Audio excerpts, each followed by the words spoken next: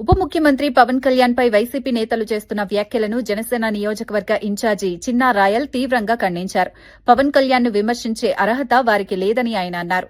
CM Chandrababu Naidu ఇచ్చిన బాధ్యతలతో పవన్ కళ్యాణ్ ఉప ముఖ్యమంత్రిగా ప్రజల కోసం పనిచేస్తున్నారని చెప్పారు. పవన్ కళ్యాణ్ ఆశయాలు, సిద్ధాంతాలతో జన సైనికులు ముందుకు సాగుతున్నారని తెలిపారు. మీరు 2019లో సుమారు 18,000 ఓట్లు పైచిలకు మీకు వచ్చాయి. అది గమనిస్తే బాగుంటుంది. మళ్ళీ 2024లో మీరు సొంత పార్టీ పెట్టుకొని ప్రజల్లోకి వెళ్ళారు. 4,000 ఓట్లు కూడా రాలేదు. జనసేనకి మీరు ఇండివిజువల్గా పోయేదానికి ఓన్లీ పవన్ కళ్యాణ్ గారిని చూసి మాత్రమే మీకు ఓట్లు వేశారు. ఈ రోజు కూడా మేము ఇక్కడ నియోజకవర్గంలో బలంగా పనిచేస్తున్నామంటే మేము పవన్ కళ్యాణ్ గారి ఆశయాలను, పవన్ కళ్యాణ్ గారి సిద్ధాంతాలను ముందుకు తీసుకెళ్లే ప్రక్రియలో మాత్రమే పనిచేస్తున్నాము.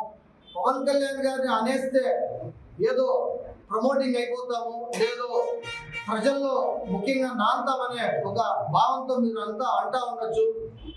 మీరు పిఠాపురంలో అభ్యర్థిని పెట్టిన వ్యక్తే మీరు ఎటువంటి వ్యక్తో మాకు అర్థమవుతుంది.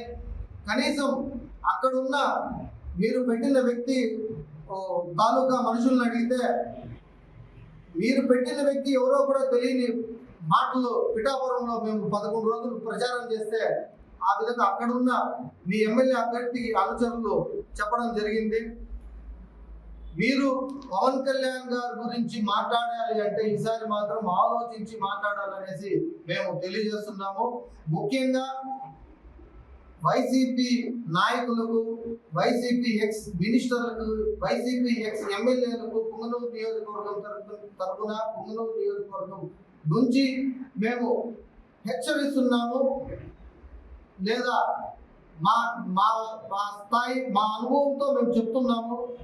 గత ఉప ముఖ్యమంత్రి వర్యులు 5 మంది పెట్టారు జగన్మోహన్ రెడ్డి గారు.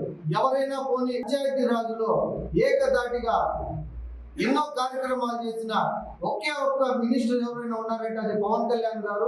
కూటమి ప్రభుత్వం చేస్తున్న మంచి కార్యక్రమాన్ని మీరు సైడ్ ట్రాక్ లో పెట్టడానికి చాలా చాలా అనివార్య కారణాలతో చిన్న చిన్న సమస్యలను ముందుకు తీసుకెళ్లి వాటిని భూతత్వంలో చూపించే ప్రయత్నం చేస్తున్నారు. దీన్ని ప్రజలు నమ్మే పరిస్థితుల్లో లేరు. ప్రజలు చాలా సంతోషంగా ఉన్నారు.